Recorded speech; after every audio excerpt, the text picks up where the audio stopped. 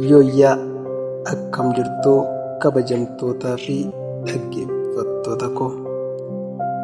Anis asoosama mata dureen isaa bariinaan bariin baate jedhuun qabadhee isiniif dhiyaadheen jira. Kun mata duree asoosamichaatiin. Bariinaan bariin baate. Hangasittuu akkaawuntii koo kana follow, like, share naa gochuu hin dagatina.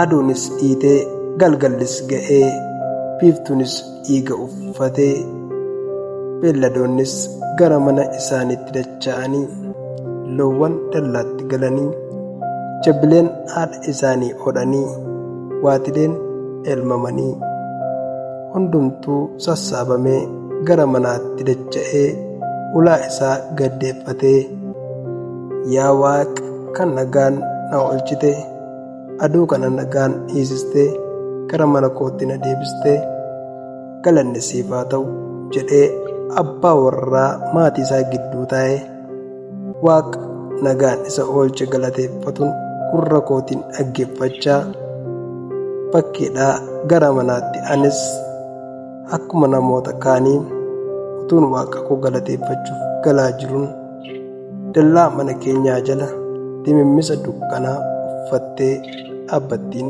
ishee arge. Kun jalqaba asoosamichaatiin. Itti aanee kutaa waan isiniif dhiyaatuuf na hordofaa isiniin jedha.